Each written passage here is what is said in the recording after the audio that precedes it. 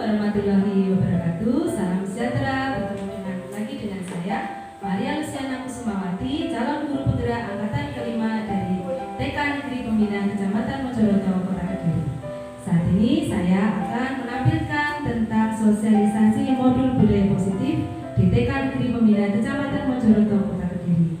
Sebelumnya saya menyampaikan terima kasih kepada Ibu Kepala TK Negeri Pembinaan Kecamatan Mojoroto, Ibu Karim Susana, yang telah membimbing dan mendampingi kami selama dalam program guru penggerak angkatan kelima ini. Juga kepada teman-teman rekan sejawat kami di TK Negeri Pembinaan Kecamatan Mojoroto atas semua kerjasamanya. Terima kasih. Wassalamualaikum warahmatullahi wabarakatuh. Sosialisasi tentang budaya positif seperti yang menjadi tugas kami di guru penggerak, sosialisasi budaya positif ke rekan-rekan sejawat. Mohon izinnya dan juga waktu juga tempatnya. Ya Bu Maria, monggo nanti kita persilahkan dan segera bertindak lanjuti juga, dan harapan kami otomatis nanti bisa membawa ke arah kebaikan khususnya bagi penjenengan pribadi, juga sekolah kita dan teman-teman yang ada di lembaga TK Negeri Pembinaan Kecamatan Mojoroto. Terima kasih untuk izinnya. Jadi saya akan segera mengkoordinasi dengan teman-teman. Sama-sama. Assalamualaikum warahmatullahi wabarakatuh. Selamat siang dan salam sejahtera Bapak Ibu guru TK Negeri Pembinaan Kecamatan Mojoroto. Terima kasih untuk kehadirannya pada siang hari ini untuk hadir dalam kegiatan sosialisasi modul budaya positif dalam rangka menyelesaikan tugas aksi nyata dari pendidikan calon guru penggerak angkatan kelima dan mewakili dari Kota Kediri. Hari ini kita akan ada topik sosialisasi pada hari ini, yaitu ada perubahan paradigma belajar, disiplin positif dan nilai-nilai kebajikan universal. Yang ketiga, teori motivasi, hukuman dan penghargaan. Kemudian keyakinan kelas, kebutuhan dasar manusia, restitusi 5 posisi kontrol, dan restitusi segitiga restitusi. Untuk tahapan pertama ada perubahan paradigma belajar. Seperti yang kita pahami selama ini, bahwa yang kami pelajari di dalam guru penggerak angkatan kelima ini adalah paradigma belajar atau filosofi pendidikan dari Ki Hajar Dewantara. Dan kalaupun selama ini yang menjadi paradigma pemikiran kita dalam memberikan pembelajaran kepada murid adalah murid sebagai objek, tetapi di dalam filosofi pendidikan Ki Hajar Dewantara yang akan kita pahami hari ini, siang ini, kita menjadikan murid sebagai objek yang unik. Ini adalah paparan tentang filosofi pemikiran dari Ki Hajar Dewantara. Yang pertama, pendidikan adalah menuntun. Pendidikan yang menuntun segala kodrat yang ada pada anak, baik itu kodrat alam maupun kodrat zaman. Kodrat alam dalam hal ini adalah bahwa anak lahir dengan keunikannya sendiri-sendiri. Mereka mempunyai sifat masing-masing, mereka mempunyai ciri masing-masing, dan itu yang harus kita tuntun di dalam kita atau profesi kita sebagai pendidik. Kodrat zaman pada anak, bagaimana kita menuntun anak, mendampingi anak di dalam pembelajaran dengan tetap mengikuti bahwa anak saat ini juga ada pada zamannya. Jadi kalau kita mungkin lahir di zaman tahun 70-an, kita bisa pada tahun usia di tahun 80-an dengan kondisi yang di tahun 80-an, dan saat ini anak-anak zaman sekarang itu juga lahir pada zamannya mereka masing-masing. Kalau ini kalau kita lihat sekarang ini zaman informasi dan teknologi, dan itu yang harus perlu kita perdalam lagi untuk mendampingi anak kita, agar anak kita mencapai keselamatan dan kebahagiaan setinggi-tingginya. Yang kedua, dari filosofi pemikiran Ki Hajar Dewantara adalah pendidikan yang menghamba pada murid. Bukan dalam arti bahwa anak adalah Tuhan dan kita adalah hamba, tetapi pendidikan yang menghamba pada murid adalah pendidikan harus berpihak pada murid sesuai dengan minat, bakat, dan kemampuan anak.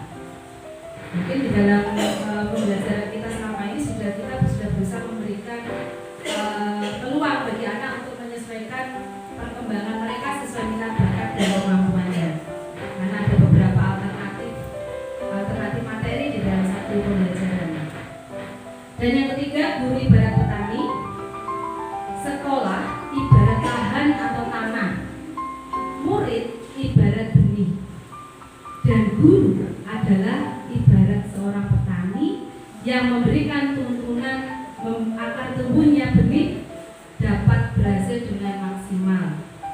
Seorang guru ibarat seorang petani yang merawat benih itu agar bisa tumbuh dengan baik. Selanjutnya perubahan paradigma teori atau ilusi kontrol. Yang pertama, ilusi guru mengontrol murid. Kalau kita mungkin yang menjadi pemahaman kita selama ini bahwa murid ada di dalam kontrol kita, tetapi pada kenyataannya seorang murid itu bisa berada pada kontrol kita ketika mereka menghendaki ada di dalam kontrol kita.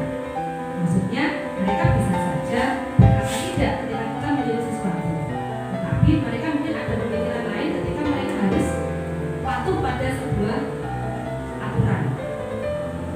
Ilusi bahwa kritik dan membuat orang merasa bersalah dapat menguatkan karakter. Dan ini juga sudah menjadi pemahaman beberapa orang bahwa ketika kita memberikan kritik seseorang, kita akan membangun. Ketika kita membuat orang merasa bersalah, dia akan, oh saya akan belajar, saya akan ternyata pada pemahaman perubahan paradigma teori atau ilusi kontrol ini bahwa kritik dan membuat orang bersalah tidak membangun sebuah karakter, tidak menguatkan sebuah karakter. Karena ketika seorang merasa dikritik, kemungkinan dia bisa menjadi semakin down. Ketika dibuat seorang anak dibuat merasa bersalah, dia juga akan semakin merasa down. Ilusi bahwa sebuah penguatan positif, efektif dan bermanfaat. Ini juga pemahaman yang merupakan ilusi yang harus dirubah dari paradigma teori atau ilusi kontrol ini. Penguatan positif ternyata tidak selalu efektif dan bermanfaat, karena ada juga yang membuat seorang anak menjadi, oh ketika aku melakukan sesuatu, aku mendapatkan penghargaan, aku mendapatkan pujian, aku bisa. Jadi maksudnya seorang anak akan melakukan sesuatu karena dia pengen mendapatkan pujian, dan itu tidak bisa menguatkan motivasi seorang anak. Dan yang terakhir, ilusi bahwa orang dewasa memiliki hak untuk memaksa. Ini juga menjadi renungan bagi kita semua bahwa seorang dewasa tidak sepenuhnya memiliki hak untuk memaksa seorang anak melakukan sesuatu. Oke. Selanjutnya, perubahan paradigma stimulus respon teori kontrol. Siapa sesungguhnya yang memiliki kontrol? Di sini ada stimulus respon, ada teori kontrol. Yang pertama, kita mencoba mengubah orang agar berpandangan sama dengan kita. Dalam teori kontrol, kita berusaha memahami pandangan orang. Jadi mungkin di sini kita berusaha untuk mengerti orang lain, memahami orang lain untuk kita bisa sepaham dengan mereka. Dalam stimulus respon, perilaku buruk dilihat sebagai suatu kesalahan. Dalam teori kontrol, semua perilaku memiliki tujuan. Yang berikutnya, di dalam stimulus respon, orang lain bisa mengontrol saya. Dalam teori kontrol, hanya Anda yang bisa mengontrol diri Anda, dan Anda tidak bisa mengontrol orang lain. Dalam stimulus respon, pemaksaan ada pada saat bujukan gagal. Dalam teori kontrol, kolaborasi dan konsensus menciptakan pilihan-pilihan baru. Dalam stimulus respon, model berpikir menang atau kalah. Di dalam teori kontrol, model berpikir menang atau kalah. Jadi dalam teori kontrol ini kita belajar untuk ketika kita menghadapi suatu masalah, bukan kita mengontrol orang untuk mengikuti kemauan kita, tapi bagaimana kita berkolaborasi, bagaimana kita berkonsensus untuk menciptakan pilihan-pilihan baru yang akhirnya menjadi sebuah kesepakatan bersama. Jadi tidak ada yang menang atau kalah, tidak ada yang saya lebih kamu kurang, tetapi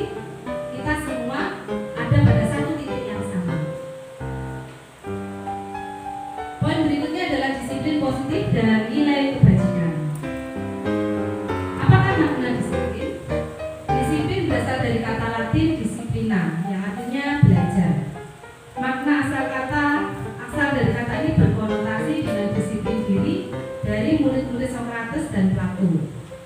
Disiplin diri membuat orang menggali potensinya menuju sebuah tujuan, apa yang dia hargai. Namun dalam budaya kita, makna kata disiplin telah berubah menjadi sesuatu yang dilakukan seseorang pada orang lain untuk mendapatkan kepatuhan. Jadi dalam arti kata yang sebenarnya kata disiplin artinya belajar. Tetapi dalam budaya kita, makna kata disiplin berubah menjadi sesuatu yang dilakukan seseorang pada orang lain untuk mendapatkan kepatuhan. Kecenderungan umum adalah menghubungkan kata disiplin dengan ketidaknyamanan, bukan dengan apa yang kita hargai atau pencapaian dari suatu tujuan. Mungkin dalam melaksanakan kedisiplinan itu memang ada ketidaknyamanan karena ada kepatuhan, ada peraturan yang harus dipatuhi di sana. Selanjutnya adalah nilai-nilai kebajikan universal. Nilai-nilai kebajikan ini adalah sifat-sifat positif manusia yang merupakan tujuan mulia yang ingin dicapai setiap individu. Setiap perilaku atau perubahan memiliki suatu tujuan. Dengan mengaitkan nilai-nilai kebajikan yang diyakini seseorang, maka motivasi intrinsiknya akan terbangun, sehingga menggerakkan motivasi dari dalam untuk dapat mencapai tujuan mulia yang diinginkan. Nilai-nilai kebajikan yang ingin dicapai oleh setiap anak Indonesia kita kenal dengan profil pelajar Pancasila. Ada 6 profil pelajar Pancasila: beriman, bertakwa kepada Tuhan Yang Maha Esa dan berakhlak mulia, mandiri, bernalar kritis, berkebinekaan global, bergotong royong, dan kreatif. Dan ini yang akan dibangun dari nilai-nilai kebajikan yang akan kita tanamkan kepada anak didik kita. Pembahasan yang selanjutnya tentang motivasi perilaku manusia. Motivasi perilaku manusia ada 2. Yang pertama motivasi eksternal dan motivasi internal. Motivasi eksternal dilakukan seorang ketika melakukan sesuatu untuk menghindari ketidaknyamanan atau hukuman. Jadi ketika anak melakukan sesuatu dia, aku nanti kalau tidak melakukan ini aku nanti dihukum. Kalau nanti aku tidak melakukan ini, aku nanti dimarahi. Seperti itu. Apa yang akan terjadi bila saya tidak melakukan ini? Apa yang terjadi ketika saya tidak melakukan itu? Melakukan sesuatu karena takut ada hukuman, melakukan sesuatu karena takut ada kemarahan, dan itu menimbulkan ketidaknyamanan pada diri seseorang walaupun dia telah mematuhi sebuah peraturan. Motivasi eksternal yang kedua untuk mendapatkan imbalan dari orang lain atau institusi, apapun bentuk imbalannya, entah itu berupa materi, entah itu berupa pujian atau penghargaan apapun. Itu motivasi eksternal. Dan yang ketiga, motivasi internal. Tujuan disiplin positif di sini adalah untuk menghargai diri sendiri. Jadi ketika seorang anak, ketika seorang manusia, seseorang sudah timbul motivasi intrinsik di dalam dirinya, dia sudah mampu menghargai diri sendirinya, dia akan mematuhi sebuah peraturan dengan sebuah kesadaran. Saya akan menjadi orang yang seperti apa bila saya melakukannya. Saya akan menjadikan seorang yang penjahat ketika saya mencuri. Saya akan menjadi seorang yang baik ketika saya melakukan kebaikan. Motivasi yang muncul dari dalam diri seseorang. Selanjutnya kita akan memahami tentang arti kata merdeka menurut Ki Hajar Dewantara. Merdeka itu artinya tidak hanya terlepas dari perintah, akan tetapi juga cakap buat memerintah diri sendiri. Pemerintah dalam arti yang positif. Dan ini akan membentuk sebuah keyakinan kelas. Keyakinan kelas yang kita harapkan juga akan kita menjadikan disiplin yang positif di dalam kelas kita masing-masing. Mengapa tidak peraturan saja? Mengapa harus keyakinan kelas? Kita bisa membuat peraturan di dalam kelas. Kita bisa membuat peraturan yang wajib dipatuhi oleh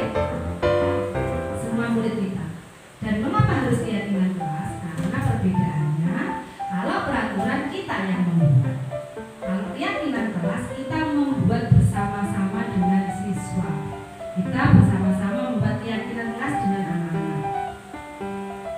Mengapa kita memiliki peraturan harus menggunakan helm bila mengendarai kendaraan roda 2? Mengapa kita memiliki peraturan 3M?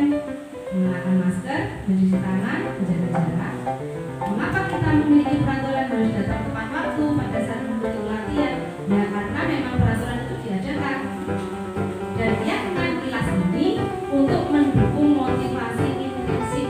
Jadi ketika kita membuat keyakinan kelas bersama-sama dengan anak melakukan apa yang kita buat, kita melakukan keyakinan kelas kita. Karena kemarin saya juga membuat peraturan ini. Saya juga membuat keyakinan kelas itu. Kenapa kamu kok tidak boleh membuang sampah sembarangan? Kemarin kita kan sudah janjian di kelas, kita tidak boleh membuang sampah sembarangan. Kita sudah janjian seperti itu. Jadi anak-anak sadar dengan sendirinya bahwa apa yang dilakukan itu adalah benar atau salah.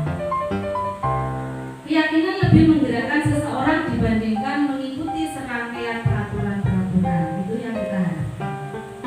Dan contoh keyakinan kelas seperti selalu bersikap positif, menjaga kebersihan kelas dan sekolah, minta izin ketika akan ke toilet, berbicara jujur, tidak berbohong, mau minta maaf ketika melakukan kesalahan, minta tolong ketika meminta bantuan, mengucapkan terima kasih dan merapikan sepatu kembali. Dan mungkin itu kita bisa membuat bersama-sama dengan anak-anak kita di dalam kelas.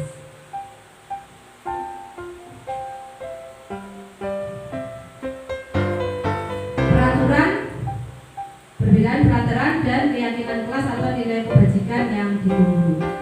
Ini contoh, beberapa contohnya. Seperti yang pertama, selalu membalikan buku ke tempatnya. Ini berbeda dengan ketika anak-anak diberikan tanggung jawab untuk merapikan atau mengembalikan barangnya kembali ke tempatnya. Dilarang mengganggu orang lain. Keyakinan kelasnya menghormati orang lain dan diri sendiri. Peraturan hadir di sekolah 15 menit sebelum pembelajaran dimulai. Keyakinan kelas berkomitmen untuk menghormati orang lain. Ini berada pada tujuan.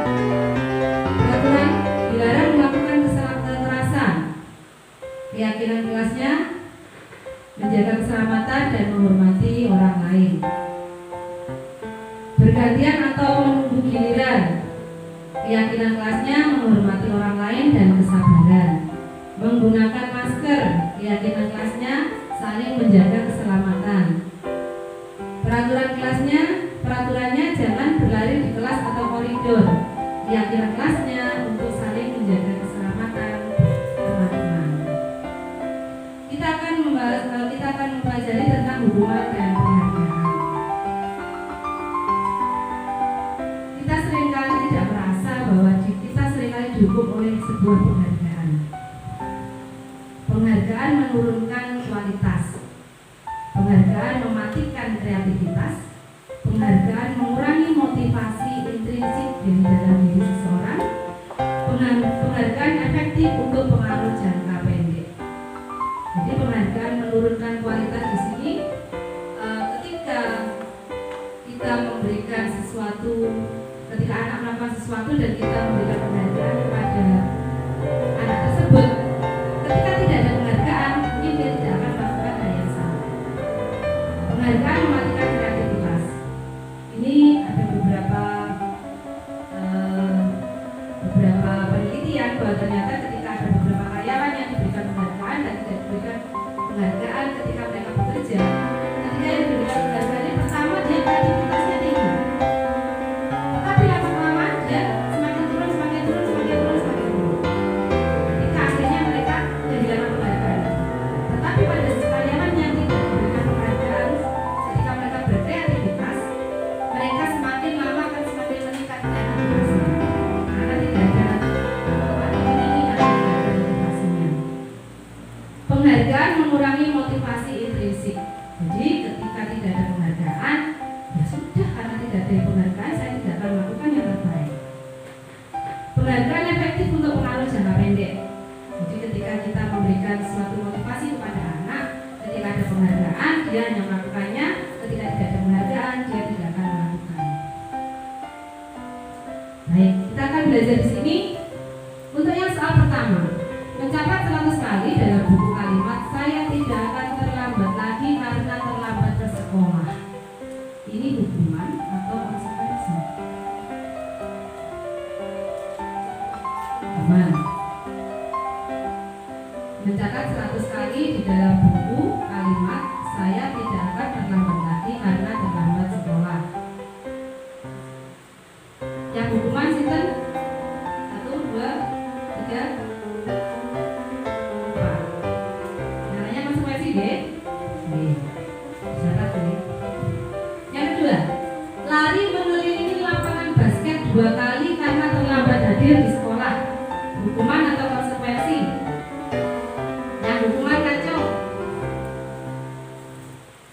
2, 3 yang lainnya konsekuensi?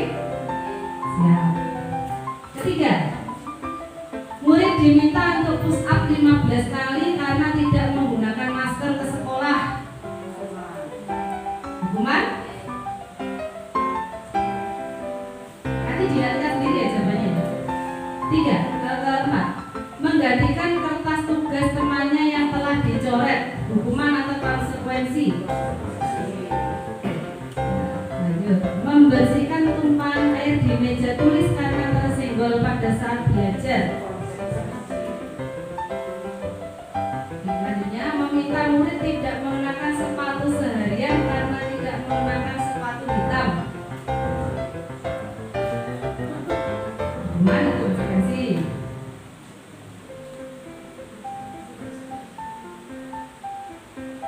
Ya, dicatat sendiri ya jawabannya ya. Lari mengelilingi lapangan basket 2 kali karena terlambat untuk pelajaran PJOK.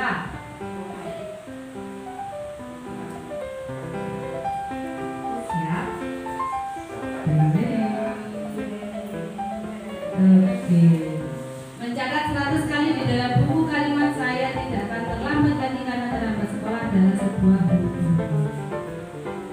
Lari mengelilingi lapangan basket 2 kali karena terlambat hadir di sekolah adalah sebuah hukuman.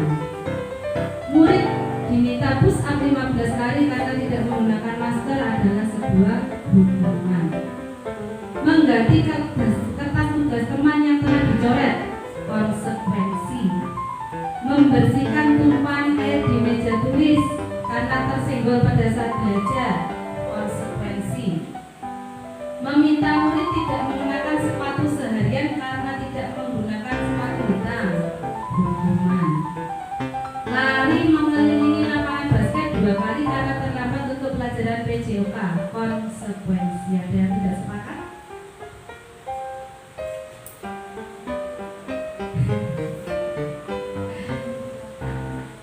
Ada yang tidak sepakat dengan jawaban ini? Mengapa yang pertama mencatat 100 kali di dalam buku kalimat adalah sebuah hukuman?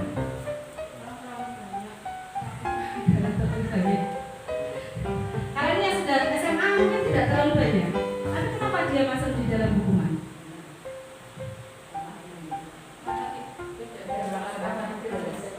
Karena tidak ada perlakuan adil.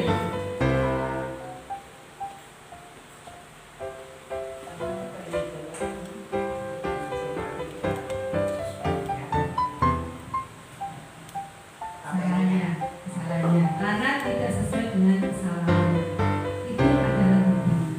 Bedanya apa Pak Anda tadi? Nomor berapa? Poin 2, lari mengelilingi lapangan basket 2 kali karena terlambat hadir di sekolah. Dengan yang bawah sendiri, lapangan basket karena terlambat untuk pelajaran PJOK. Siapa yang bisa menjelaskan kenapa ini berbeda? Kode-kode melayunya 2 kali.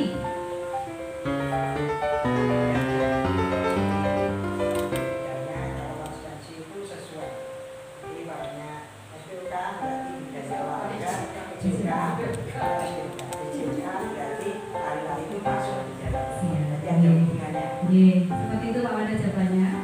Karena konsekuensi sesuai dengan kesepakatan, sesuai dengan konsekuensinya. Karena ini pelajarannya PJOK, maka konsekuensinya adalah dengan kegiatan fisik seperti lari, sport jam, seperti itu. Tetapi yang kedua, karena hukumannya terlambat hadir di sekolah, karena di situ adalah tidak sesuai dengan kesalahannya. Begitu, kita akan lanjut lagi. Di sini ada identitas gagal, dan identitas sukses. Jadi nanti kami share kan banyak sekali. Dan ternyata ketika seseorang atau kita berikan hukuman kepada seseorang, kepada anak kita, itu akan mengakibatkan sebuah dampak bagi anak.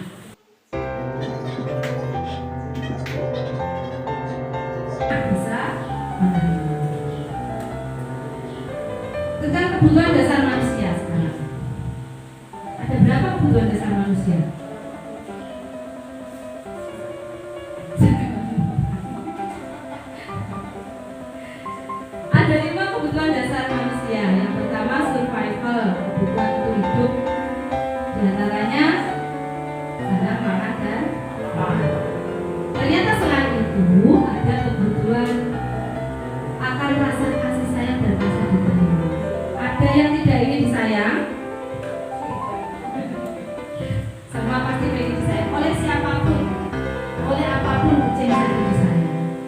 binatang saja butuh disayangi. Belonging, kasih sayang, kebutuhan akan kasih sayang dan rasa diterima. Kemudian ada kebutuhan akan kesenangan atau fun. Ada yang tidak ingin bersenang-senang? Pasti semua menginginkan kesenangan, apapun bentuknya. Ada keinginan untuk sebuah freedom, sebuah kebebasan. Baik itu kebebasan untuk berpendapat, kebebasan untuk berbicara, kebebasan untuk berpikir, kebebasan untuk meluapkan emosinya, kebebasan untuk berekspresi, dan itu juga dibutuhkan oleh manusia.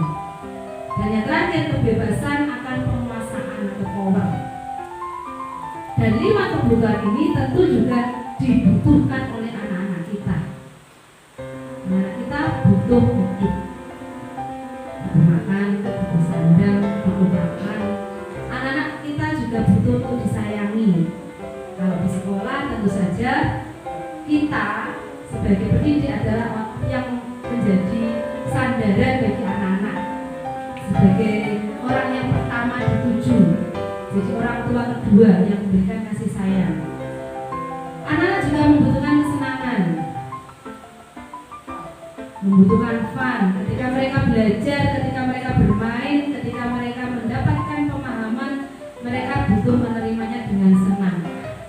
Anak-anak juga butuh bebas, bebas berekspresi, mau warna pakai krayon. Makanya dalam kurikulum Merdeka ini kita memang harus mewadahi itu, mewadahi keinginan atau kebutuhan dasar manusia.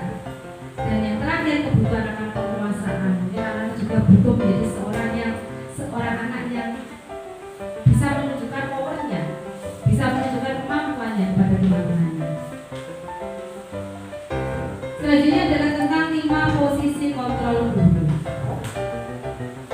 Kita sebagai guru ada 5 posisi kontrol yang kita miliki. Kita miliki yang pertama, pemberi hukuman. Yang kedua, pembuat rasa bersalah. Yang ketiga, teman. Yang keempat, pemantau. Yang kelima, sebagai manajer.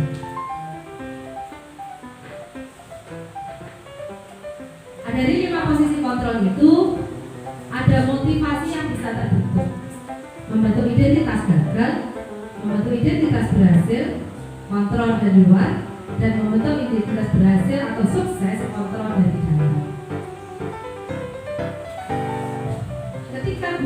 Ketika menghindari hukuman, seorang penghukum akan berkata, menghadik atau menunjuk-nunjuk, menyakiti dan menyindir.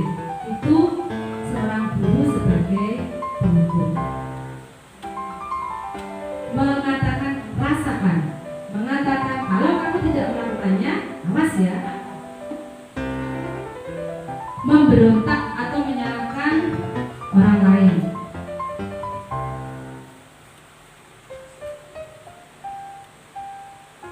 Dampaknya adalah murid akan mengulangi kesalahannya. Dan seorang posisi kontrol guru sebagai pembuat orang bersalah, guru akan berceramah panjang lebar sehingga anak itu merasa, oh aku salah, oh seperti itu. Kamu sudah tahu kalau salah, kamu tuh sudah tahu kalau itu tidak benar. Ibu sudah stres, ibu sudah capek. Ada denial, ada penyangkalan di sana. Dan dampaknya anak merasa rendah diri, anak merasa tidak percaya diri. Identitas berhasil atau sukses, kontrol dari luar. Posisi kontrol guru sebagai teman. Ketika guru berposisi sebagai teman, dia akan lebih dekat kepada anak. Guru akan menjadi seorang teman yang lebih banyak bercanda kepada anak, mengeluarkan guyonan-guyonan kepada anak. Dampaknya pada anak menjadi tidak mandiri, anak menjadi lemah, dan anak mau berubah ketika ada reward atau ada penghargaan untuk memperbaiki dirinya. Posisi Posisi kontrol keempat adalah sebagai pemantau. Di sini guru menguatkan pribadi seorang anak. Jadi posisi individu anak ada pada keinginan untuk memperbaiki keadaan. Dampaknya pada anak mampu mengevaluasi diri. Dan yang terakhir, identitas berhasil atau sukses kontrol diri seorang guru adalah sebagai manajer atau pengawas. Ketika guru menjadi posisi manajer ini, guru mengawasi, memantau posisi anak, kemudian guru mengambil kesimpulan dengan bijak. Dampaknya pada anak lebih mampu menjadi dirinya sendiri. Pernyataan-pernyataan, saya kecewa sekali dengan kamu. Kamu tidak pernah benar melakukannya. Ini posisi kontrol guru sebagai penghukum, pemberi rasa bersalah, teman, manajer, pemantau. Merasa bersalah nih? Kedua, ayolah lakukan demi Bapak Ibu. Apakah kamu mau mendapatkan bintang-bintang dari ini?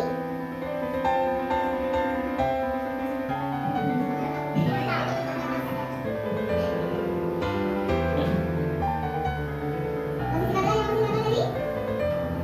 Pemberi rasa bersalah, hukum dari hukuman, teman, pemantau, dan manajer. Ayolah lakukan demi Ibu atau Bapak.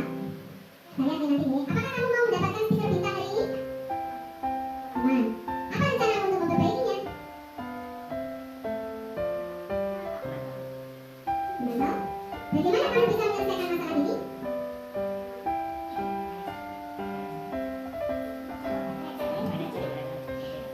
Kamu selalu yang paling terakhir. Kamu selalu yang paling terakhir. Ya. Saya kecewa sekali dengan kamu. Kamu tidak pernah benar membuat rasa bersalah. Ayolah lakukan demi Bapak Ibu sebagai teman. Apakah kamu mau mendapatkan stiker bintang hari ini? Membuat rasa bersalah. Bagaimana kamu bisa menyelesaikan masalah ini? Ini manajer. Kamu selalu yang terakhir itu penghukum, ini naik. Kamu selalu yang terakhir itu penghukum. Apa rencanamu untuk memperbaikinya? Itu manajer. Bagaimana kamu bisa menyelesaikan masalah ini? Ini penghukum. Apakah kamu sudah mau mendapatkan stiker bintang hari ini? Ini membuat rasa bersalah. Kamu tidak pernah benar melakukannya, itu maksudnya yang membuat rasa bersalah. Ayolah lakukan demi membuat Bapak itu sebagai teman. Sangat luar biasa diskusi. Boleh ditutup aja ini. Apa itu restitusi? Restitusi adalah proses menciptakan kondisi bagi murid untuk memperbaiki kesalahan mereka, sehingga mereka bisa pada kelompok mereka dengan karakter yang lebih kuat. Restitusi juga merupakan proses kolaboratif yang mencari solusi untuk masalah mereka, dan mereka ingin mengajarkan, membantu murid berpikir tentang orang seperti apa dan bagaimana mereka.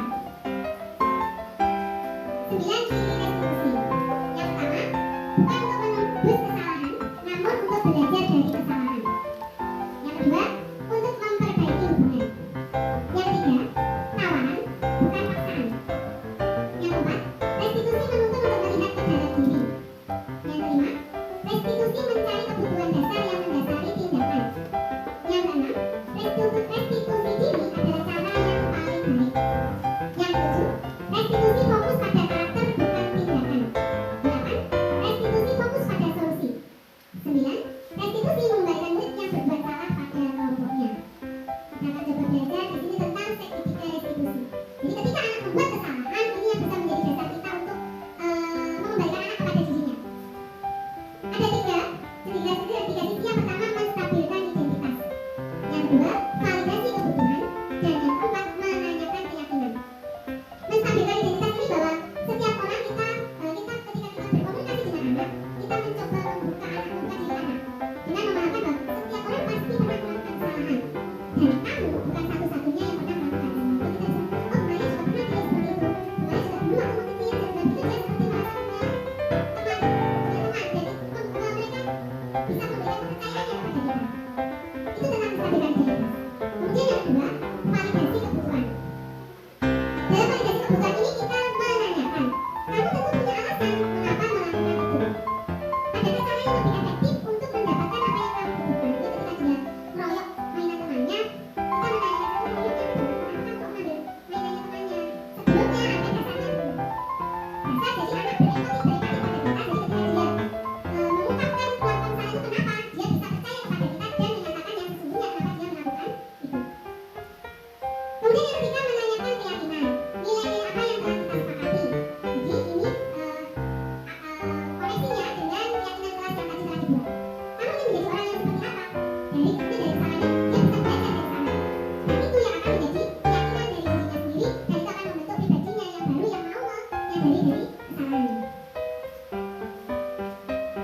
Dalam proses menstabilkan identitas, untuk membuat anak yang merasa gagal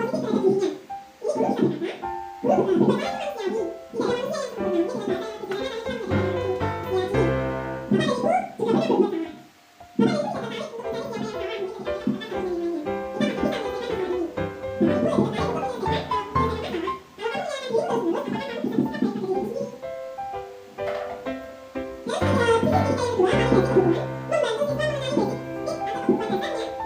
bisa membedakan manusia.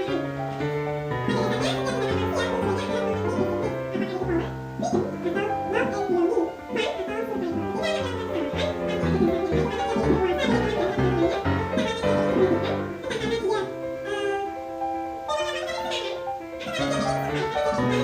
gini. Bapak dan Ibu juga benar berbuat salah. Bapak dan Ibu tidak tertarik untuk mencari siapa yang salah,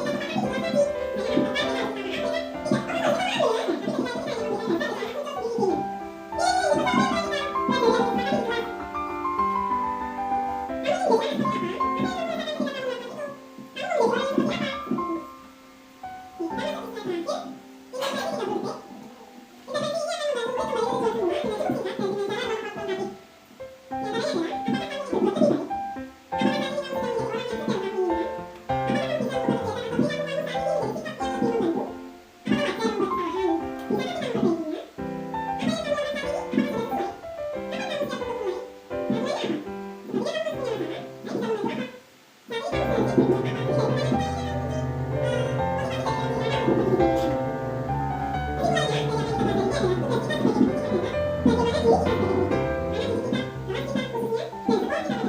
kesalahan. Pada dasarnya, setiap tindakan manusia tujuannya adalah memenuhi basic needs, apakah itu power,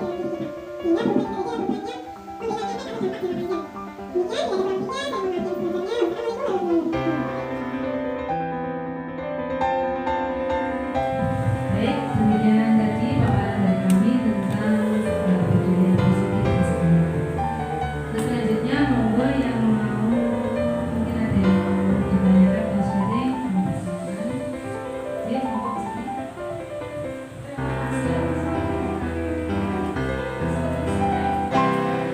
Apa perbedaan dari hukuman dan konsekuensi? Itu saja Bu, terima kasih. Terima kasih. Saya langsung akan menanggapi bahwa hubungan antara hukuman dengan konsekuensi di sini adalah hukuman adalah suatu kepatuhan atas suatu peraturan. Dan ketika seseorang melakukan kesalahan sudah ada peraturan yang harus ketika seseorang melakukan sebuah kesalahan berarti dia sudah melanggar peraturan dan dia memiliki tanggung jawab untuk menerima sebuah hukuman. Itu adalah sebuah hukuman, sebuah tingkah laku agar seseorang berbuat sesuai dengan tingkah laku yang dikehendaki atau sebuah peraturan yang telah dibuat.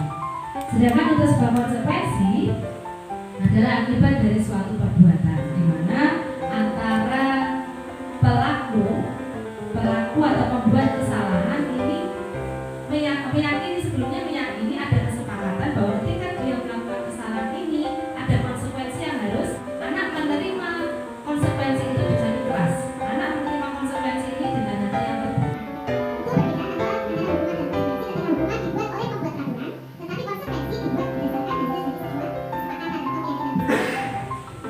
Ya, terima kasih untuk waktu yang sudah diberikan. Pertanyaan saya yaitu perbedaan dari 5 kontrol yang kita berikan kepada anak, masing-masing manajer, terus pemantau dan lain sebagainya itu. Terima kasih. Baik, terima kasih Bu Ana. Perbedaan dari masing-masing atau 5 posisi kontrol yang tadi sudah dipaparkan, di antaranya ada posisi penghukum. Kita bisa lihat sini. Posisi penghukum biasanya dia berada pada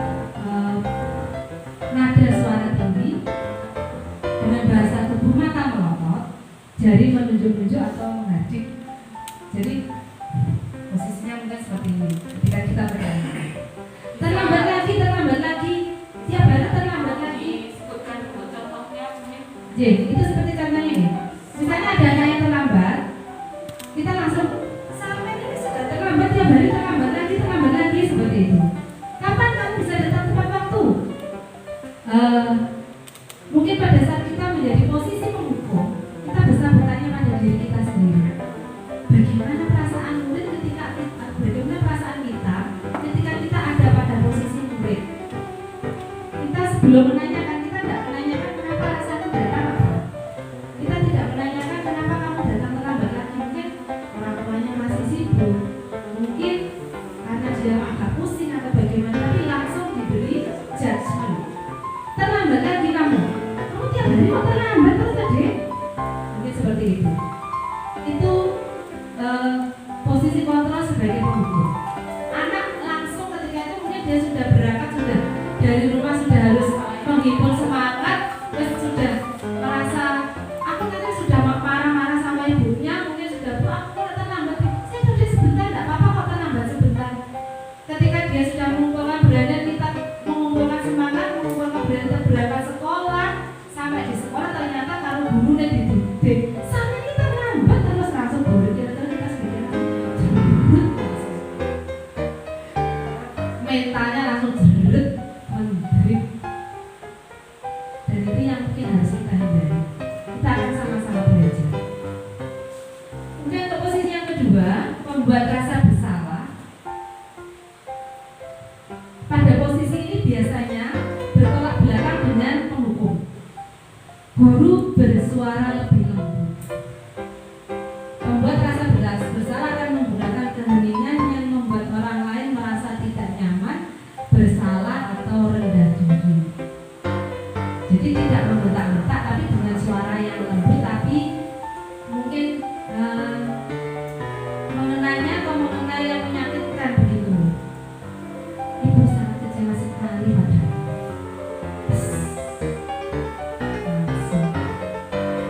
Aku salah, mungkin seperti itu anaknya. Berapa kali Bapak harus memberitahu kamu? Coba kan kamu sebagai orang tua, kamu berbuat begini, kamu perasaannya bagaimana? Mungkin anak langsung drop.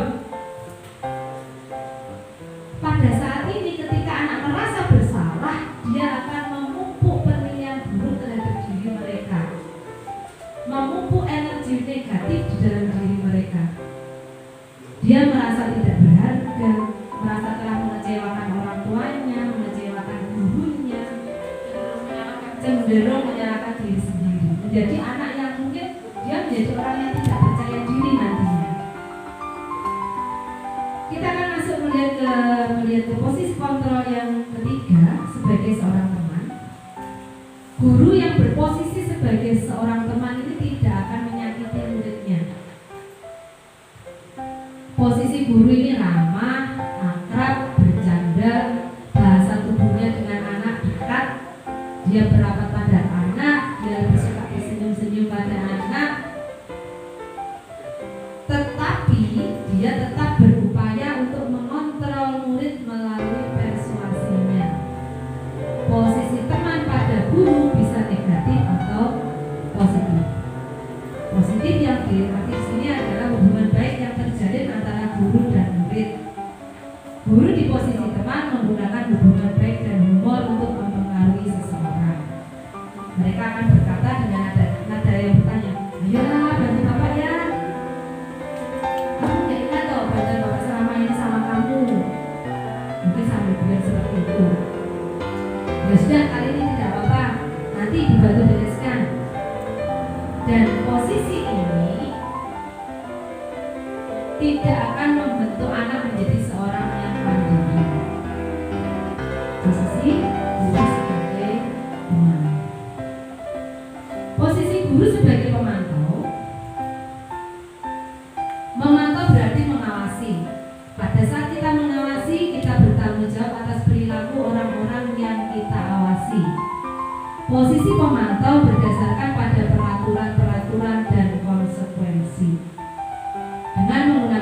sanksi atau konsekuensi, kita dapat memisahkan hubungan pribadi kita dengan murid. Sebagai seorang yang menjalankan posisi pemantau, pertanyaan yang diajukan seorang pemantau itu seperti mandor, katanya Pak Mandalajo. Jadi ada jarak di sana. Aku tahu aturannya apa? Dengan sikap yang tegas. Apa yang telah kamu lakukan? Kamu tahu sanksi atau konsekuensinya apa? Seorang pemantau sangat mengandalkan penghitungan catatan data yang dapat digunakan karena dia memegang teguh pada peraturan dan konsekuensi. Mungkin orang yang aku.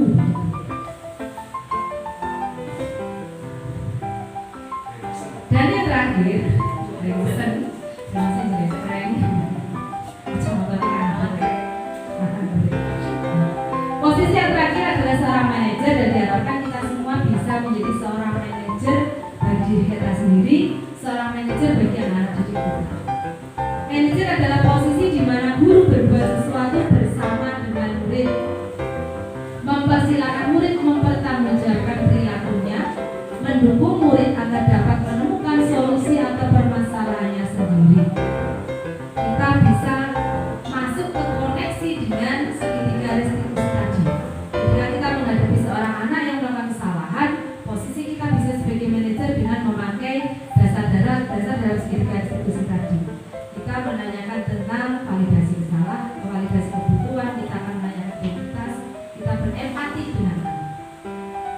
Seorang manajer telah memiliki keterampilan di posisi teman maupun pemantau. Dengan demikian bisa jadi di waktu-waktu tertentu kembali pada kedua posisi tersebut bila diperlukan. Dalam posisi manajer, murid diajak untuk menganalisis kebutuhan dirinya dan kebutuhan orang lain. Di sini penekanan